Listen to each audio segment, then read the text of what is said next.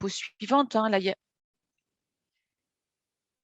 excusez-moi, j'ai compris à cliquer. Voilà. La hiérarchie de traitement général, vous la connaissez bien. Hein, le code de l'environnement, il dit un déchet, d'abord, on ne le produit pas si possible. Et puis, si on a pu éviter sa production, on met en œuvre la hiérarchie de traitement la plus vertueuse.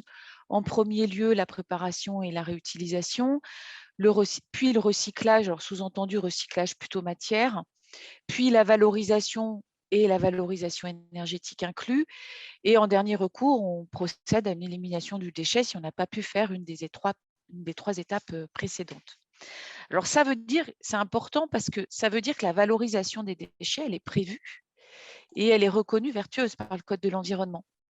Donc on n'est pas obligé de sortir du statut de déchet une substance ou un objet pour le valoriser, le réutiliser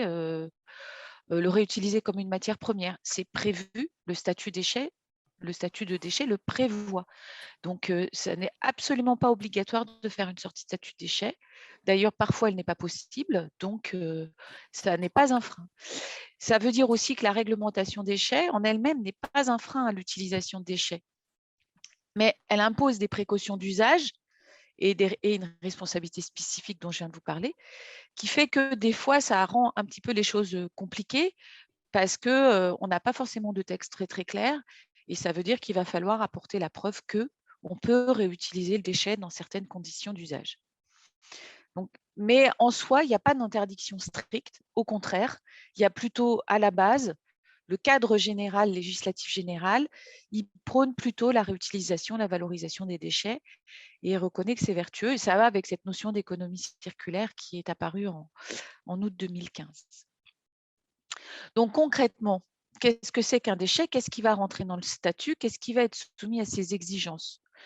Donc on a une définition qui est clairement issue de la directive 4 sur les déchets de novembre 2008 et qui est reprise intégralement dans le Code de l'environnement, dans ce qu'on appelle le titre 4 du livre 5, la partie déchets du Code de l'environnement.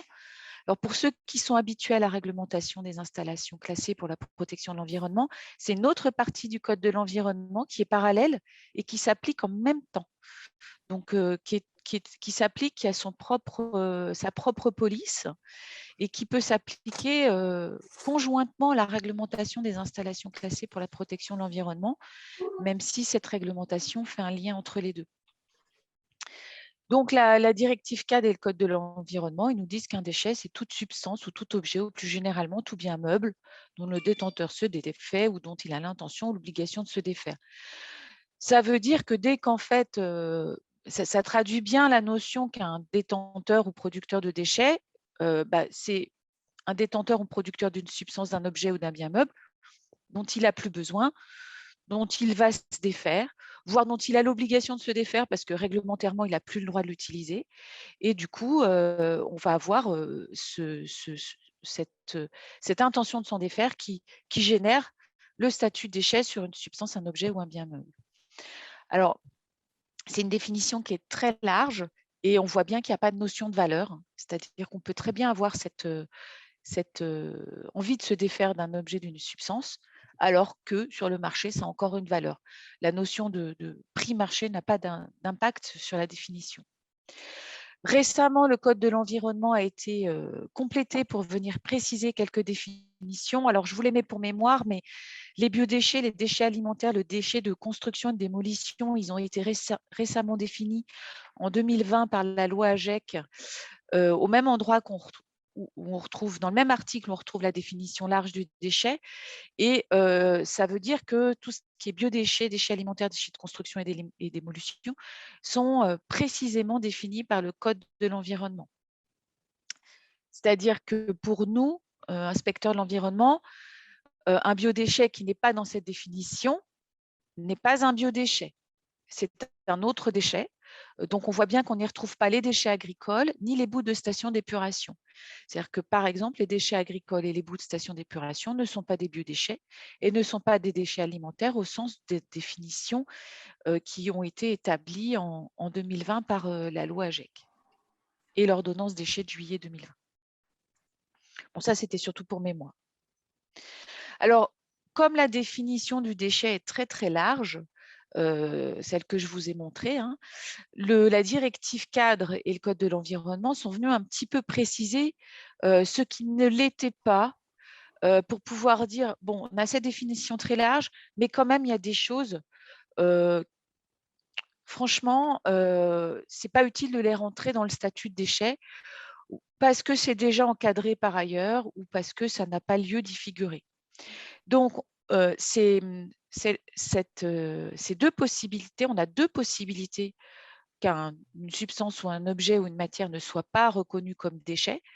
Et on a deux articles du Code de l'environnement qui établissent ces conditions. Et je vais vous les présenter. C'est le L541-4.1 et le 4.2. Alors, on va commencer par le 4.1. Voilà. L'article L541-4.1, il liste des substances ou des objets et il dit, bah voilà, ceux-là, sous telles conditions, ne sont pas déchets, c'est-à-dire que le statut de déchet ne s'applique pas, la réglementation déchets ne s'applique pas. Donc, on va y retrouver les sols non excavés, qu'ils soient pollués ou non, et les bâtiments, tant qu'ils sont relais au sol.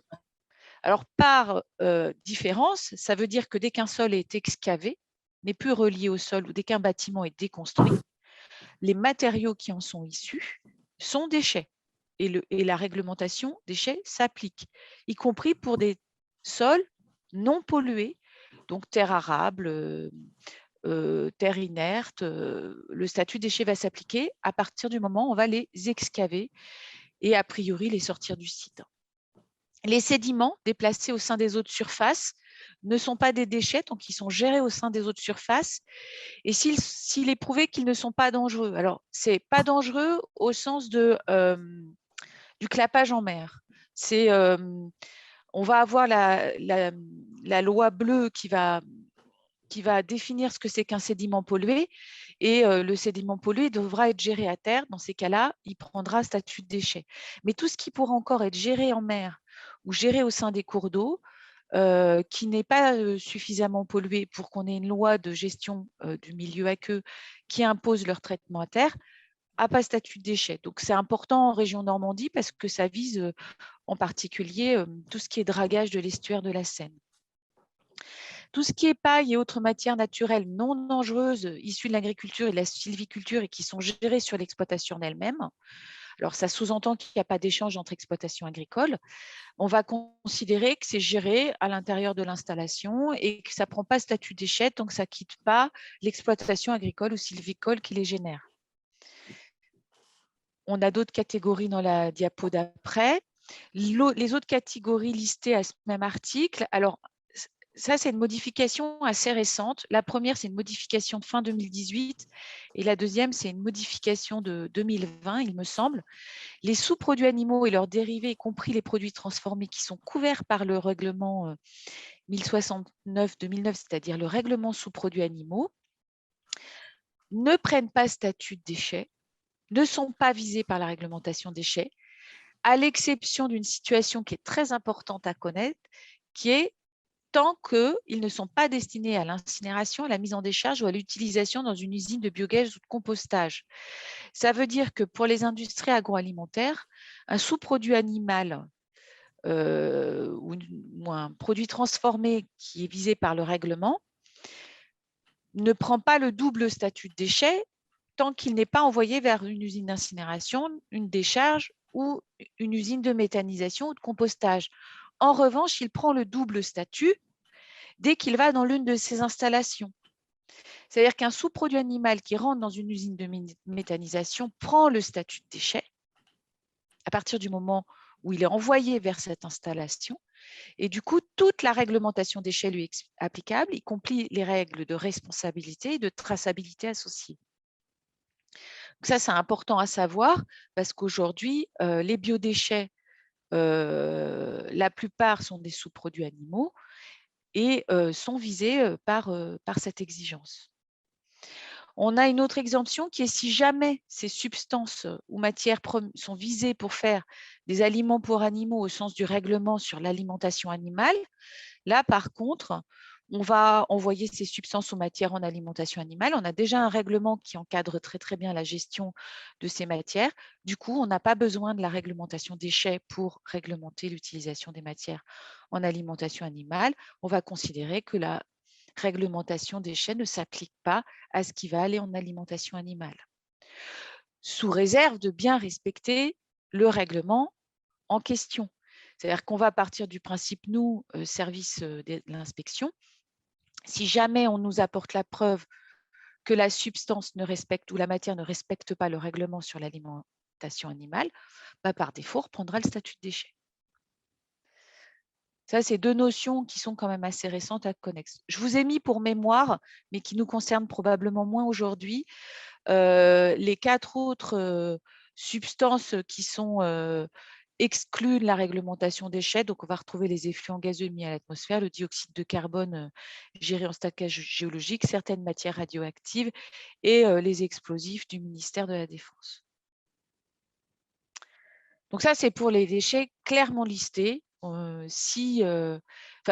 les matières, substances qui sont clairement listées.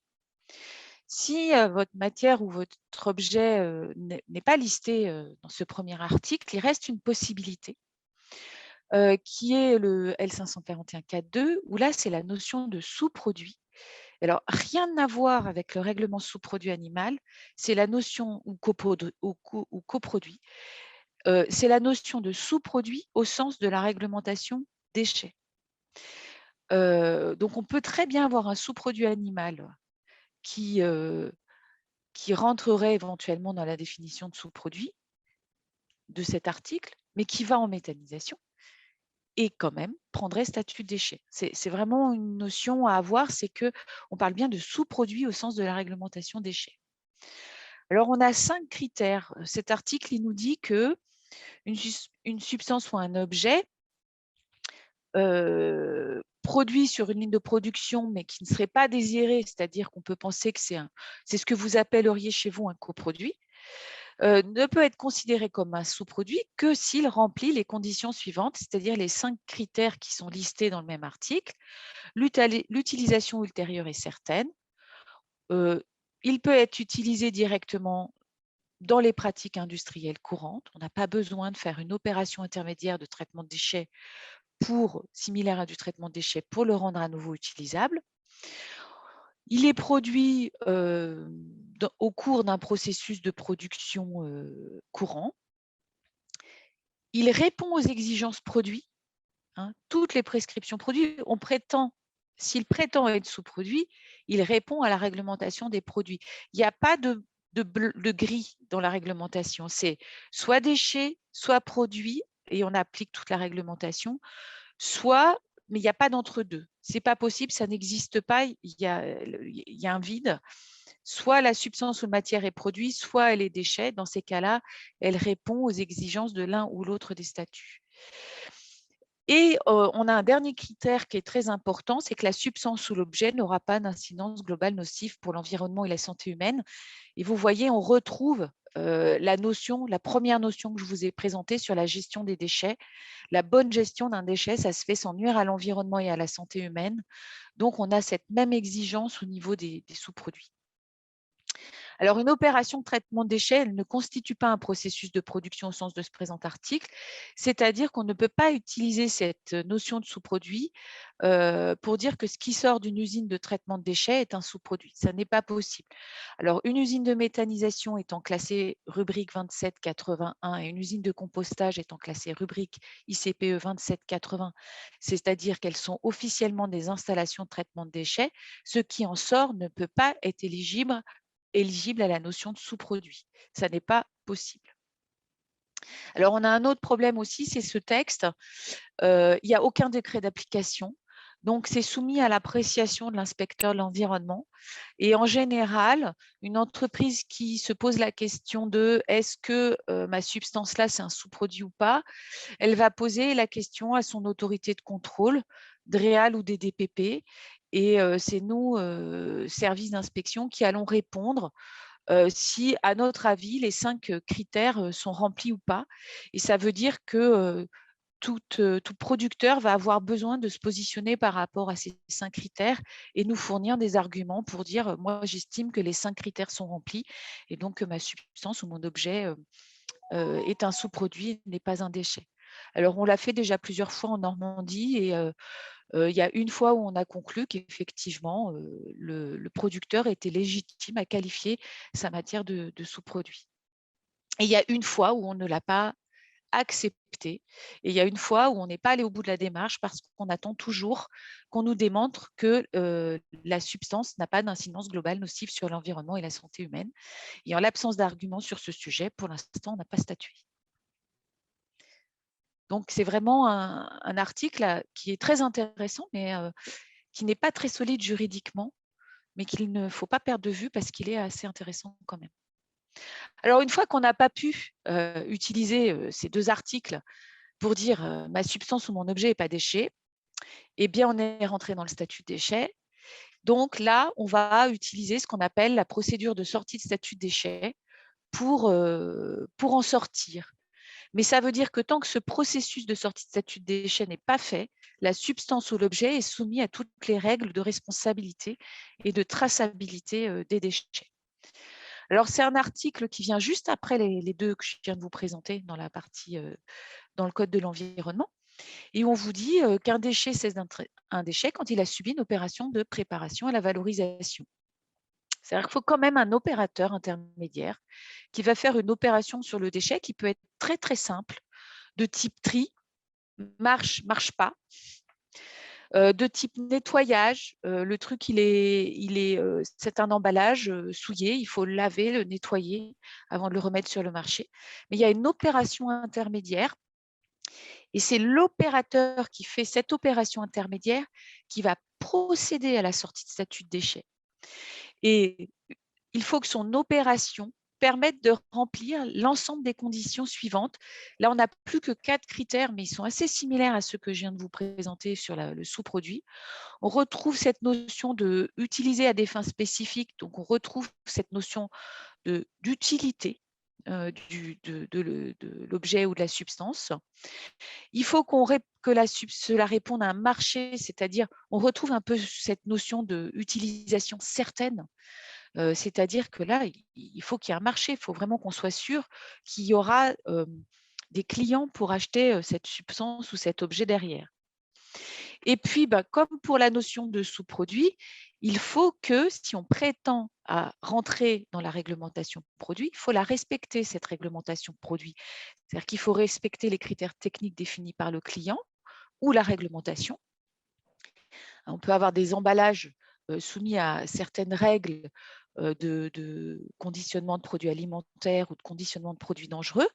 Donc, il faut que l'emballage réponde toujours à ces exigences techniques spécifiques. Et puis, il faut respecter la législation sur les produits, par exemple la réglementation REACH pour certaines substances ou articles. Et puis, on retrouve la même notion que pour le sous-produit. Il faut que l'utilisation n'ait pas d'effet global nocif sur l'environnement et la santé humaine. Alors, la chance qu'on a, c'est que pour cet article-là, on a bien un décret d'application, on a bien des décrets d'application et l'autorité compétente doit même fixer des critères pour dire comment cette sortie de statut de déchet doit être établie. Ces critères, ils vont être fixés soit au niveau européen par un règlement spécifique, et s'il n'y a pas de règlement européen, l'État français peut procéder par arrêté ministériel et fixer ces critères par arrêté ministériel. Donc, on va voir comment on fait sur la diapo suivante. Donc, en fait, dans les faits, avant de se lancer dans la procédure de sortie de statut de déchet, on a quand même un avis qui a été publié par le ministère de l'Environnement au JO du 13 janvier 2016, qui va définir la sortie de statut de déchet qu'on appelle explicite et la sortie de statut de déchet qu'on appelle implicite. Alors, l'idée, c'est de dire des critères, il faut en fixer, mais on n'en a pas toujours besoin. Donc, cet avis, il a pour vocation à dire dans quel cas il y a besoin de fixer des critères par un règlement européen ou par un arrêté ministériel, et dans quel cas on n'en a pas besoin. Donc, cet avis, il a 2 points, le grand 1, le grand 2. Le grand 1, il vise la sortie de statut de déchet explicite.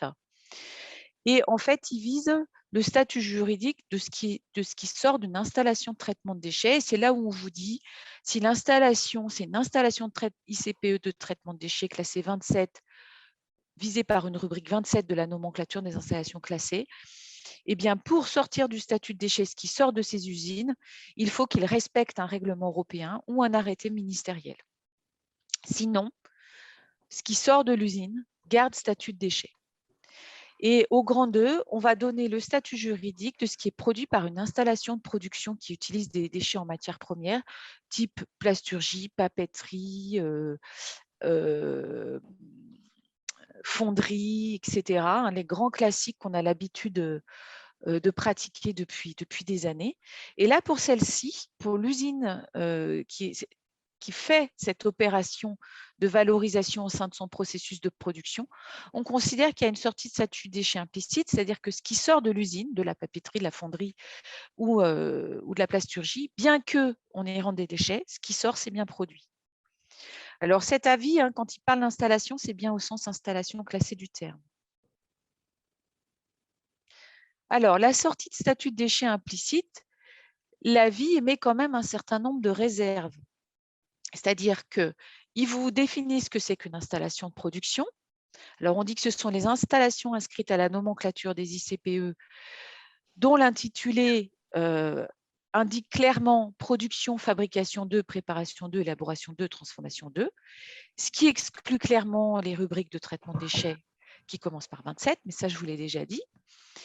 Et il précise aussi, c'est le premier paragraphe de cette diapositive, que malgré tout, il faudra que les produits élaborés qui utilisent une partie ou une quantité ou 100% de déchets en entrée comme matière première n'a pas statut de déchet uniquement quand la substance ou le mélange qui sort et qui prétend être produit est similaire à la substance ou au mélange qui aurait été produit sans avoir recours à des déchets. Alors, cette notion de similaire, elle est importante parce qu'elle sous-entend derrière que le produit fabriqué n'a pas d'incidence globale sur l'environnement et la santé humaine qui pourrait être différente ou supérieure à ce qu'aurait le produit qui aurait été fabriqué sans le déchet. Alors, ce qu'on voit beaucoup aujourd'hui, c'est dans les matériaux de construction, on voit beaucoup d'intégration de matériaux inertes, mais potentiellement plus chargés en métaux lourds, par exemple, dans des matériaux de construction, que ce qui serait fabriqué avec des métaux nobles. Donc là, on peut se poser la question de la similarité et on peut dire que de point de vue de la composition métaux lourds, par exemple, les produits ne sont pas similaires en sortie. Donc ça veut dire qu'on attend quand même quelque part une démonstration que le risque, lui, est bien similaire et qu'on n'a pas d'impact sur la santé et l'environnement supérieur aux produits qui auraient été fabriqués sans le déchet. Donc, il faut quand même être vigilant parce qu'il y a quand même un peu des coups près. Et moi, ça m'est arrivé de répondre à certaines entreprises souhaitant faire une sortie de statut de déchet implicite. Non, là, je ne suis pas d'accord avec vous parce que le produit sortant ne sera pas similaire ou en tout cas, vous n'en apportez pas suffisamment la preuve. Donc, faites attention, il y a quand même cette notion qui intervient dans la vie et qui n'est pas très claire et pas très bien définie. Donc ça, c'est la sortie de statut de déchet implicite. Maintenant, si on a bien cette similarité qui est démontrée et si l'usine est bien une usine de fabrication, on a bien une sortie de statut de déchet implicite qui se passe et il n'y a pas besoin de respecter des critères plus particuliers, un arrêté ministériel ou un règlement européen. Donc, sur la diapositive d'après, si la sortie de statut de déchet doit être explicite, il faut que l'exploitant qui réalise l'opération de préparation à la valorisation, il respecte un règlement européen ou un arrêté ministériel existant. Il a en plus à respecter au niveau français un arrêté ministériel qui lui impose d'avoir un système de maîtrise, système de management de la qualité. On peut penser qu'une entreprise qui prétend produire des produits, elle va avoir un système de contrôle qualité. Quasiment toute entreprise de fabrication de produits a un système de management de la qualité qui garantit à ses clients qu'elle a mis sous contrôle la production de ces produits, la sortie du statut de déchet, hein, on prétend devenir produit, donc on met en place les procédures de contrôle qualité qui vont bien. Moi, souvent, c'est une des premières questions que je pose à un producteur qui me dit mon truc, ma substance, mon machin, c'est pas un déchet. Je dis OK, d'accord, vous le vendez, vous avez des clients. C'est quoi votre procédure qualité sur ce produit? C'est quoi vos contrôles qualité? Si on me décrit un contrôle qualité qui est relativement bien fait, je me dirais bon, on a un bon candidat à la sortie de statut de déchet. Si par contre on me dit mon déchet, je le donne, je le transporte gratuitement et je ne le mets pas sous contrôle qualité, là, je vais être beaucoup plus suspicieuse. Donc, on a cette exigence dans le droit français également. Si le règlement et l'arrêté ministériel n'existent pas, n'ont pas été pris, et il n'y en a pas tant que ça qui existe, là, il n'y a pas le choix. La sortie de statut déchet, elle n'est pas possible. Elle est juste pas possible. Elle n'existe pas. Donc, dans ces cas-là, il faut demander au ministère de l'Environnement d'établir des critères. Et là, il y a une procédure qui est prévue par le Code de l'environnement. Le dossier et la demande sont à déposer au ministère de l'Environnement. C'est instruit au niveau national par la Direction générale de la prévention des risques, par le Bureau des déchets. Ce n'est pas du tout instruit par les DREAL. Et on aura un projet d'arrêté ministériel qui sera soumis à la consultation du public et des professionnels. Et le Code de l'environnement ne prévoit pas de délai pour cette procédure, donc ça peut prendre un certain temps, c'est-à-dire de 1 an à plusieurs années à peu près sur le retour d'expérience qu'on a aujourd'hui. Il y a quelques procédures en cours, donc c'est faisable, mais si vous avez un projet à porter, il faut prévoir quand même un certain temps. Le contenu du dossier est prévu par un formulaire CERFA qui est prévu par les articles en question du Code de l'environnement, mais je ne suis pas rentrée dans le détail. Nous, DREAL, on n'a pas vraiment de retour sur le contenu de ces dossiers puisqu'ils sont instruits par le ministère. Alors, si vous avez des questions, on pourra y revenir, hein. Concrètement, les textes qui existent, vous les retrouverez au lien qui est indiqué sur la diapo sur le site du ministère de l'écologie. Actuellement, il existe 4 règlements européens. Ce n'est pas beaucoup. Il y en a quelques-uns en préparation qui visent principalement la valorisation des métaux. Et on a le règlement sur les fertilisants qui est sorti récemment, mais qui a besoin certains critères ont besoin d'être fixés au niveau national. Et là, c'est le décret MFSC, matières fertilisantes et supports de culture, qui va venir préciser les choses. Et puis, côté arrêté ministériel français, on en a 9. Je vous passe leur lecture, hein, vous les avez sous les yeux. Les plus récents, les 3 derniers, 7, 8, 9, ont été publiés peut-être même le 6e, ont été publiés en 2021. Et celui sur l'utilisation de terres excavées, sédiments, génie civil ou aménagement, il faut avoir en tête qu'il renvoie à des guides validés par le ministère de l'Environnement. Et cet arrêté, il rend les guides d'application obligatoires. C'est une petite particularité de ces textes. Et le dernier, le 9, là, sur l'aménagement, l'utilisation de terre en aménagement, ça vise uniquement les grands projets d'aménagement. Donc, a priori, en Normandie, on n'est pas concerné. Ce texte, il est principalement pris pour les travaux du Grand Paris et le Grand Canal qui sera le Grand Canal Nord-Seine-Europe dont les travaux doivent commencer prochainement. Et pour finir, je vous rappelle ce qui peut ressembler à de la sortie de statut déchet, mais qui n'en est pas. C'est la préparation des combustibles solides de récupération. Il y a un arrêté ministériel qui est construit exactement comme un arrêté de sortie de statut de déchet. Il y ressemble, ça en a la couleur, ça en a l'odeur, mais ça n'est pas un arrêté de sortie de statut de déchet. Donc, les combustibles solides de récupération préparés en vue d'un usage en installation de combustion de déchets, rubrique 2971, ne sortent pas du statut de déchet. Ils peuvent utiliser comme, mais ils ne sortent pas du statut de déchet. On a la même chose pour les mâches-fer utilisées sous couche routière. Il y a un arrêté ministériel. Il a la forme, il a la couleur, il a l'odeur d'un arrêté de sortie de statut de déchet, mais ça n'en est pas un. Les normes relatives au compostage C'est pareil, ça a la couleur, ça a l'odeur, c'est très bien les respecter, mais officiellement, statutairement, ça n'est pas un outil de sortie de statut de déchets. Pareil pour le cahier des charges agronomiques, notamment pour les digestats issus de la méthanisation. Le DIGA gris n'est pas un arrêté de sortie de statut de déchets. Il n'est pas encore reconnu comme tel, mais on pense que le décret MFSC actera que ces normes et ces cahiers des charges sont des outils de sortie de statut de déchets. En tout cas, ce n'est pas le cas pour le moment. Et puis, il y a des guides qui sont validés ou non par le ministère de l'Environnement qui disent on peut utiliser tels déchets pour tel usage, moyennant le respect des précautions prévues par les guides. Ces guides, ils ont une valeur purement volontaire et ils n'ont pas valeur de sortie de statut de déchets. Ils ont un usage qui est de dire, si vous respectez ces guides, vous respectez le premier article que je vous ai présenté, c'est-à-dire que vous faites une gestion des déchets qui ne nuit pas à l'environnement et à la santé humaine.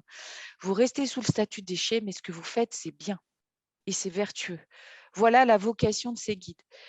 Et donc, du coup, je confirme, on peut valoriser les déchets sans sortir du statut de déchet, moyennant le respect de guides existants, moyennant le respect de normes existantes, moyennant le respect de certains arrêtés existants, et ça reste tout à fait vertueux.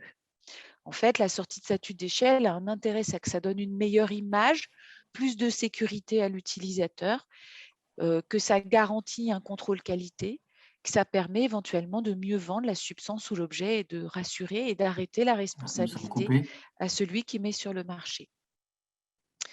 Voilà, j'ai terminé et on va pouvoir passer aux questions. J'espère que je n'ai pas trop dépassé le temps qui m'était imparti.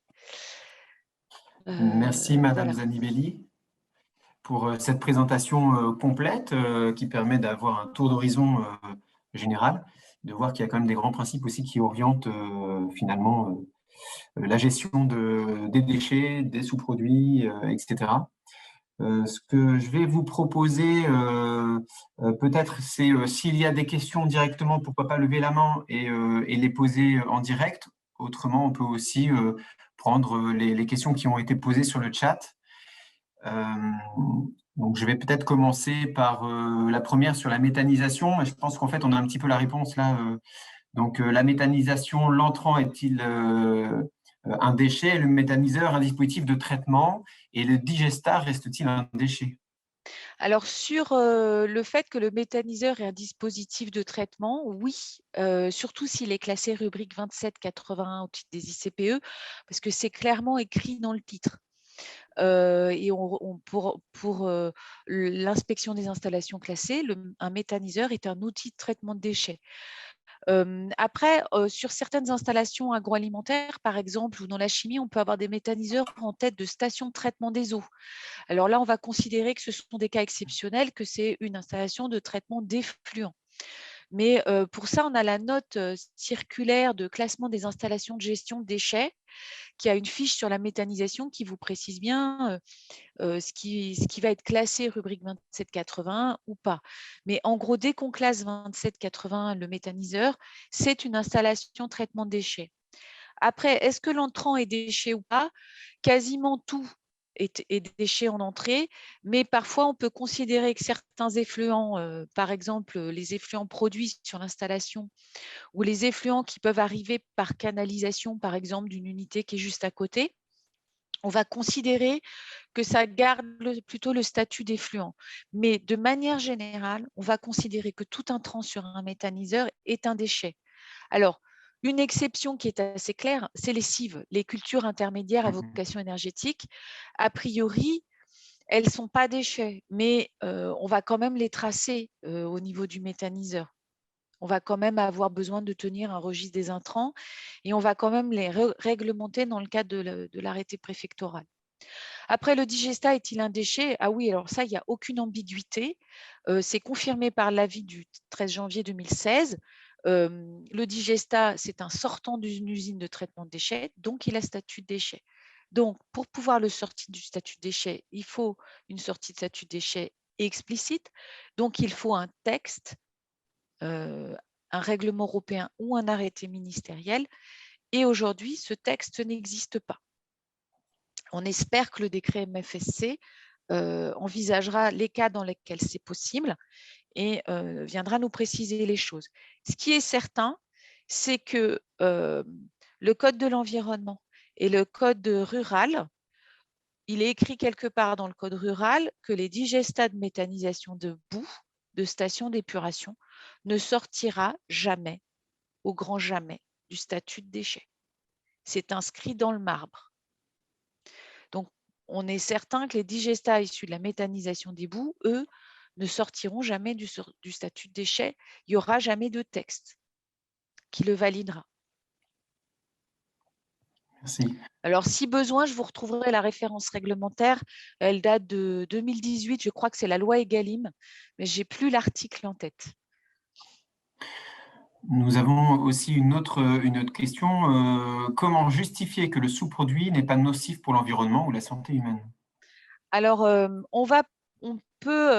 veut dire qu'il faut avoir certaines analyses du sous-produit ou alors expliquer de quel processus de production il vient et pouvoir justifier que de par son processus de production et de par les matières premières qui rentrent sur le processus de production, il n'y a pas de substance nocive ou dangereuse pour l'environnement dans le sous-produit. Et si on n'est pas en mesure de le justifier, ça peut être par exemple de faire une analyse en substance complète du déchet. Pour ça, pareil, on a la note sur la classification des installations de gestion de déchets qui, au tout début, cite un projet de norme AFNOR qui vous dit comment faire une analyse en substance d'un déchet.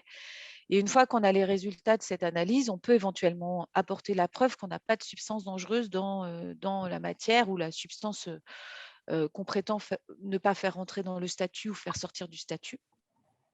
Là, en l'occurrence, c'est par exemple cette analyse qu'on attend sur un certain producteur de substances. C'est une substance où on sait que potentiellement il y a des BTEX dedans, du benzène, du toluène ou du xylène. On a les analyses de BTEX, donc on sait à peu près quel risque on a par rapport à ces substances, mais on soupçonne d'autres substances et on attend d'avoir des garanties sur le fait qu'il n'y a pas d'autres substances présentes dans cette substance, dans ce mélange, pour être sûr qu'on peut l'assimiler à un produit et l'utiliser en tant que tel, ou en tout cas lui faire bénéficier de la notion de sous-produit. Donc, ça va être des justificatifs qui vont être soit des justificatifs de production, hein, une usine de production de produits alimentaires, par exemple, propre à la consommation humaine, souvent, ce n'est pas bien difficile, hein, il suffit de prouver que la substance qui est récupérée ou la matière qui est récupérée, elle est récupérée dans les mêmes conditions sanitaires que la fabrication du produit alimentaire et que du coup, il n'y a pas de risque supplémentaire par rapport à l'alimentation humaine qui est déjà très contraignante. Des fois, on va fonctionner aussi par comparaison. Mais bon, sur les sous-produits animaux, par exemple, tant qu'on ne va pas en méthanisation, on n'est pas compostage ou en traitement de déchets, on n'est pas vraiment concerné, quoi. En même temps que votre explication, on a Carnot I2C qui propose un accompagnement justement à faire les analyses sur les substances et les métabolites dont vous parliez. Alors, on a une autre question.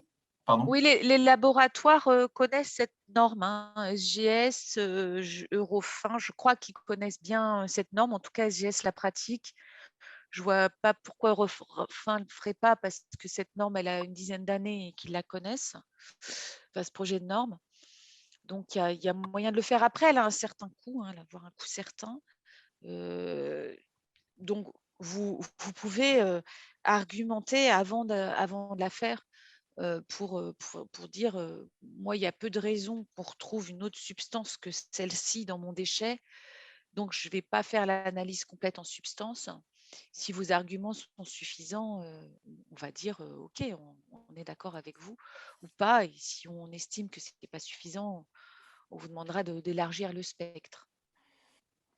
Il va nous rester 5 minutes pour répondre aux autres questions. On a une question assez développée sur la réglementation ICPE par rapport aux freins sur l'économie circulaire et la revalorisation des coproduits et la sortie du statut déchet, avec un exemple sur un gâteau d'algues qui est Cholet, en fait, voilà, qui est une pratique courante en fait dans le milieu industriel de la chimie. Euh, donc ça, c'était un premier point pour illustrer. Et puis, on a une deuxième partie sur la question, donc sur la notion de sous-produit. L'utilisation ultérieure de la substance ou de l'objet est certaine. Quels sont les critères de l'usage certain? Et deuxième point, les substances ou objets peuvent être utilisés directement sans traitement supplémentaire autre que des pratiques industrielles courantes. Quelles sont-elles, ces pratiques industrielles courantes? Alors, c'est là où on n'a pas de liste, hein. Alors, pour répondre à la question sur le classement au titre de la rubrique 2791 du coproduit, on peut penser que l'Adréal qui a statué sur le classement 2791 de ce cholage des gâteaux d'algues n'avait pas suffisamment d'éléments pour considérer que c'est un sous-produit. Et du coup, par précaution, puisqu'on n'a pas la preuve que c'est un sous-produit, hein, parce que pour nous, au titre des déchets, coproduit, sous-produit, c'est pareil, hein. C'est-à-dire, vous nous parlez de coproduit, moi je vais aller regarder le L541 4.2. Oui, c'est le 4.2. Si je n'ai pas de réponse à mes 5 critères, je vais dire pas d'argument sur les 5 critères, je vais classer déchets et donc par précaution 2791 le traitement sur site. Ce qui va nous permettre de dérouler, qui ne va pas interdire la valorisation derrière, mais qui va garantir toute la responsabilité, la traçabilité et la démonstration que l'usage qui en est fait par la suite n'a pas d'impact sur la santé et l'environnement. C'est-à-dire que ça nous permet de garder ces règles de précaution d'usage derrière. Si on considère que c'est un sous-produit qu'on ne classe pas 2791, on n'a plus de droit de regard sur les choses. On n'a plus de traçabilité, on n'a plus de responsabilité, il n'y a plus que la relation client et la réglementation produit qui s'applique. Donc, si le produit gâteau d'algues Cholet n'est pas normé sur le marché, avec des règles de précaution, s'il n'est pas soumis à REACH, s'il n'est pas soumis à un certain niveau de précaution qui va démontrer que le produit n'a pas d'impact sur la santé et l'environnement, bah, on va dire c'est mal encadré sous le statut produit. On n'a pas suffisamment d'arguments au regard du statut sous-produit, les 5 critères. On va garder le statut déchet parce que c'est le plus protecteur de l'usager.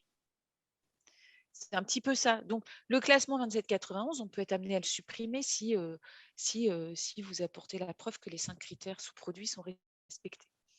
Après, quel est l'intérêt à sortir du statut déchet si la filière existe? C'est souvent un intérêt financier et ça permet d'arrêter la responsabilité plus tôt, puisque du coup, la traçabilité n'est plus nécessaire une fois que la sortie de statut déchet est reconnue. Voilà, ça permet de s'échanger les matières, de les vendre au niveau français sans avoir à se poser la question de la traçabilité déchets. Ça permet aussi à l'usine qui fait de la sortie de statut de déchets implicite de ne pas être classée rubrique traitement de déchets, donc pas 2791, 2790 ou autre chose. Et pour certaines, c'est très important parce que certaines peuvent ne pas être ICPE du coup. On a certaines unités de fabrication qui vont être soit non classées et elles vont quand même être identifiées comme unités de fabrication et du coup, elles ne vont pas être classées installation de traitement de déchets où là, on a beaucoup de classements en autorisation sans seuil. Et je ne me souviens plus des questions suivantes, je suis désolée. On a une question également sur la définition réglementaire du coproduit. Est-ce qu'elle existe? Oui, je vous l'ai présentée, c'est celle du sous-produit. Voilà. Et puis, on avait un point également sur et doit-on être ICPE dès qu'on traite un déchet? Alors, non, si on fait de la sortie de statut de déchets implicite, ce n'est pas une obligation. Même si l'avis parle des installations classées au titre de la fabrication, on peut penser que même celles qui relèvent du libellé en non classé sont visées par la sortie de statut de déchets implicite. Donc, ce n'est pas une obligation.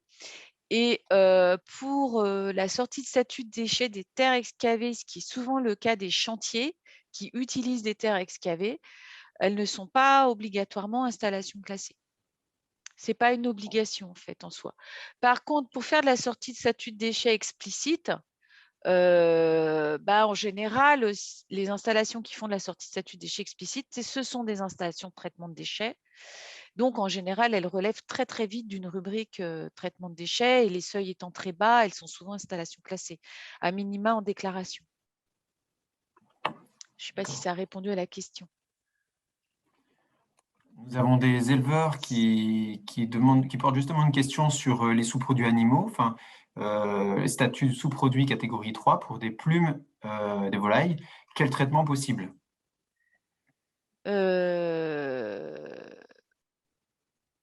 Alors, si on est dans un... Si ce sont des sous-produits animaux, donc si c'est de l'incinération, du compostage, de la méthanisation ou de l'incinération ou du stockage, elles prennent double statut sous-produits animaux et déchets. Donc là, leur traitement est possible en incinération, en compostage. Je ne pense pas que ça composte très bien. En méthanisation, je ne suis pas sûre que ça a un intérêt, donc je ne suis pas sûre que ça aille dans ces filières-là. Ça veut dire que ça peut aller en incinération ou en stockage si on n'a pas trouvé de meilleure filière que le stockage, puisque le stockage, c'est une filière élimination, donc c'est tout en bas dans la hiérarchie de traitement. Et si on sort de ces 3 voies, ça n'est pas déchet. Donc, les voies de valorisation vont être décrites par le règlement sous-produit animal, le règlement 1069-2009. Et si vous trouvez un traitement qui n'est pas de l'incinération, qui n'est pas du compostage, qui n'est pas de la méthanisation, qui n'est pas du stockage, a priori, ce n'est pas déchet. Il nous reste 2 questions sur la méthanisation ou épandage de litière d'animaux. Enfin, déchets ou pas déchets, en fait. Alors, ça sort d'un digestat. Si c'est ça sort d'une installation 2781. Donc, les méthaniseurs d'effluents agricoles, ils sont classés 2781. Donc, ce qui en sort à statut de déchet. Y compris si vous l'avez mélangé avec des cives. On a une dernière question sur de l'éthanol issu d'un processus de chimie. Doit-il sortir du statut déchet pour être redistillé et réutilisable? Qu'en est-il du point de vue des douanes? Là, ça sera peut-être une question Alors, je ne part. répondrai pas sur la question des douanes parce que ce sont des droits, des référentiels réglementaires complètement indépendants. C'est-à-dire que parfois, ils se contredisent. Et comme je ne connais pas la réglementation douanière et que je ne suis pas compétente sur le sujet, je ne répondrai pas. Je ne peux pas répondre, je ne suis pas en mesure de répondre. Par contre, pour ce qui est de la distillation de déchets en usine pétrochimique, par exemple, si j'ai bien compris, si l'usine pétrochimique est classée au titre d'une rubrique fabrication de raffinerie, etc., c'est de la sortie de statut de déchets implicite. Ce qui va se passer, c'est qu'on va appliquer la réglementation déchets à l'intrant. Donc, ils vont avoir un registre chronologique des intrants à tenir, un classement du stockage, éventuellement des intrants à avoir en rubrique tri, transit, regroupement. Mais en général, on arrive assez bien à l'intégrer dans l'autorisation déjà existante, sans procédure lourde, on va dire. Et si jamais ce sont des déchets qui sont importés d'un pays de la communauté européenne ou hors communauté européenne, il faudra que ça respecte les règles sur le règlement de transfert transfrontalier de déchets. Mais sinon, l'usine en elle-même, raffinerie ou pétrochimie, fera de la sortie de statut de déchets implicite. Donc, on a eu le cas récemment sur des usines de Seine-Maritime où on a répondu qu'ils faisaient de la sortie de statut de déchets implicite et qu'il y avait par contre un point de vigilance à avoir sur le fait que l'intrant qui venait d'un pays d'Europe devait arriver chez eux sous procédure de notification, donc à mettre en place par l'usine qui leur expédie les substances, et puis qu'ils devaient faire tenir le registre des entrées déchets, le registre chronologique des entrées. Et comme c'est un déchet dangereux, malgré tout, obligation de déclaration au registre national. Mais en soi, ce qui allège la procédure, c'est qu'ils ne seront pas considérés installation de traitement de déchets. Ils ne seront pas classés, soumis à autorisation au titre d'une rubrique de traitement de déchets. Donc, ils ne seront a priori pas IED, donc ils ne seront pas soumis à faire une nouvelle enquête publique pour pouvoir intégrer ces déchets dans leur process de production. Alors bien sûr, il y a des usines, hein, la distillation des huiles usagées, ça sont avant tout des usines de traitement de déchets. Leur priorité, c'est le traitement de déchets. Elles ne sont pas unités de fabrication, elles sont bien unités de traitement de déchets. Elles sont soumises, par exemple, à la rubrique 2770. C'est-à-dire que la distillation de déchets peut être visée par la rubrique 2770. C'est une rubrique de traitement de déchets, ce n'est pas de la sortie de statut déchets implicite, donc c'est de l'explicite. Et là, il y a un arrêté ministériel, je vous l'ai présenté dans la liste, c'est l'arrêté régénération. Merci. Il y a deux petites précisions, on est passé dessus, mais a priori la réponse n'était pas très claire. C'était donc Monsieur Rago qui redemandait l'intérêt de la sortie du statut déchet. Moi, j'avais saisi que c'était pour raccourcir la chaîne de responsabilité le plus vite possible, et souvent une histoire de marché. Vous me complétez s'il y a besoin de valorisation. Et puis également l'épandage, donc la litière animale, est-elle un déchet en fait? C'est ça la question. Et on va s'arrêter là. J'ai sauvegardé en fait toutes les questions, donc on apportera en fait par écrit les réponses. Hein. Voilà. Je vous laisse la parole, Madame Zabidi-Belli, sur ces deux points-là, et puis on va passer à la Oui. ensuite. En fait, il faut regarder si la litière animale, elle fait partie des exclusions du L541-4 je vous ai montré. Alors, j'ai souvenir que les pailles, oui, et autres déchets, je ne sais plus, c'est autres déchets de l'agriculture, je crois. Alors, tant que c'est géré au sein de l'exploitation qui les produit, je dirais que ça n'a pas forcément statut de déchet. Maintenant, les litières, elles sont sous produits animaux. Donc, de toute façon, au pire, elles sont réglementées par le règlement sous produits animaux. Et en plus, de toute façon, leur valorisation agricole est réglementée par le code rural et par la réglementation des installations classées qui peut éventuellement classer l'élevage. Donc, quelque part, qu'il y ait statut de déchet ou pas, je vais dire oui dès que ça va aller en méthanisation ou en compostage. Je vais refaire la question. Enfin, je le redis peut-être pour la 3e fois. Tout ce qui rentre dans un méthaniseur, un composteur prend statut de déchet. En gros, c'est ce qu'il faut avoir en tête, y compris les litières et les effluents d'élevage. Et de toute façon, tout ce qui en sort a statut de déchet. En revanche, si vous ne passez pas par un méthaniseur ou une installation de compostage, a priori, ça ne rentre pas dans le statut de déchet parce que c'est un sous-produit animal. Et que l'article que je vous ai présenté, il dit que les sous-produits animaux sont exclus de la réglementation déchets, sauf quand ils rentrent dans un méthaniseur. Pour autant, ça veut dire qu'il y a quand même des règles à suivre en termes d'épandage, en termes de directives nitrates, en termes de code rural à respecter, et le décret sur les MFSC va s'appliquer. Merci Madame Zanibelli. Donc, comme je le disais, j'ai enregistré l'ensemble des questions, donc on pourra apporter dans la foire aux questions en fait les réponses par écrit ou les points de précision. On voit que peut-être un focus sur les sous-produits animaux peut être intéressant aussi. On peut avoir des points à aborder sur cette réglementation spécifique. Il est 10 heures. Nous vous mettrons à disposition pour les participants le support de présentation ainsi que les coordonnées de Madame Zanibelli qui permettra peut-être de rentrer en contact pour poser vos questions directement.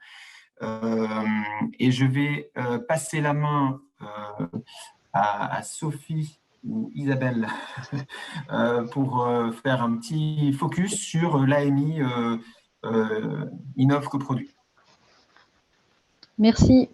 D'abord, merci à Madame Zanibelli pour son exposé très clair et très complet et donc pour le temps qu'elle a bien voulu nous consacrer. Oui, donc, vous le savez, au cœur de la chaîne alimentaire, la valorisation des coproduits relève de multiples enjeux. On vient d'en parler, hein, à la fois économiques, sanitaires, environnementaux, et donc l'optimisation de la valorisation de vos coproduits est un levier de performance, hein, pour vous, les entreprises, et puis voilà, vous permet de mieux gérer les ressources.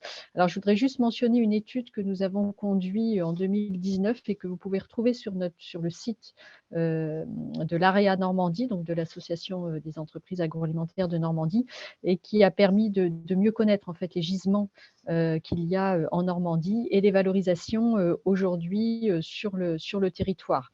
voilà, une cinquantaine d'entreprises avaient participé, avaient été auditées notamment dans le cadre de cette étude. Donc voilà, je vous la rappelle juste pour mémoire. Et surtout, ce que nous souhaitions vous présenter, donc c'est l'AMI Innov Coproduits agroalimentaires, qui est piloté aujourd'hui donc par l'AREA Normandie, Valorial et la Chambre régionale d'agriculture, avec le soutien de l'ADEME et puis de la région, et qui a pour objectif de vous accompagner, vous les entreprises, dans vos projets de réduction de vos pertes et de valorisation de vos coproduits à travers un accompagnement en termes d'ingénierie à la fois technique, scientifique et puis financière. Alors, je pense que ça doit être la slide suivante, peut-être, où il y a plus de détails.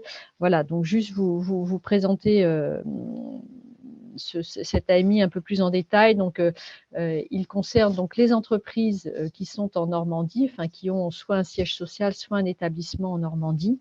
Et concrètement, ce que cette AMI vous apporte, donc potentiellement, donc un accompagnement personnalisé par les trois structures que je vous ai citées tout à l'heure, et un accès donc à un réseau d'experts avec bien sûr donc des garanties de confidentialité, donc pour vous aider sur l'avancement de votre projet, l'orientation vers de potentiels cofinancements.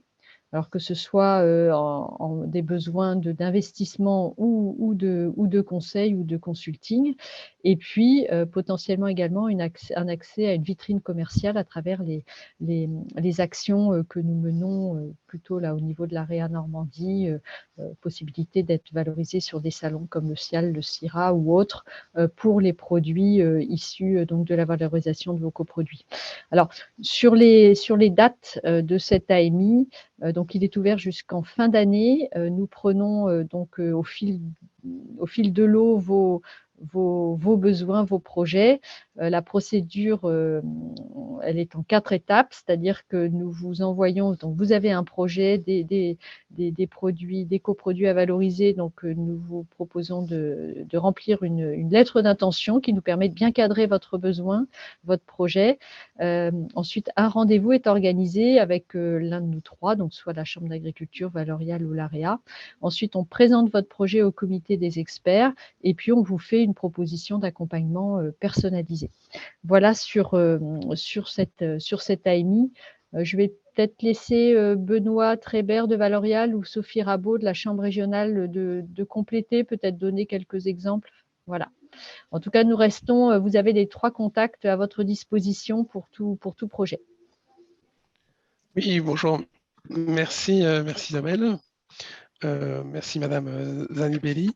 Oui, au niveau de l'objectif de cette AMI, donc du coup, c'est de vous accompagner sur la valorisation de vos coproduits, donc d'origine animale ou végétale, et en utilisant ces produits, en les transformant en éco-produits à forte valeur ajoutée, et qui ne soient pas considérés comme statut déchet, comme on a vu tout à l'heure.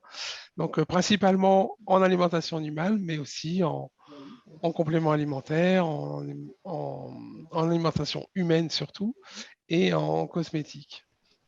Donc, l'utilisation, souvent, c'est en tant qu'ingrédient, donc incorporé dans une recette directement pour faire un biscuit, un aliment divers, ou alors en tant qu'additif, donc après, soit une phase d'extraction de vos produits en extrayant la matière intéressante de votre produit, donc type fibres, protéines, vitamines, minéraux ou acides gras essentiels, par exemple, de l'amidon, des huiles essentielles, qui pourront être utilisées dans les produits comme antioxydants, compléments en minéraux, par exemple le calcium, ou en conservateur ou en arôme, je sais pas, un arôme d'agrumes ou autre qui peut être utilisé.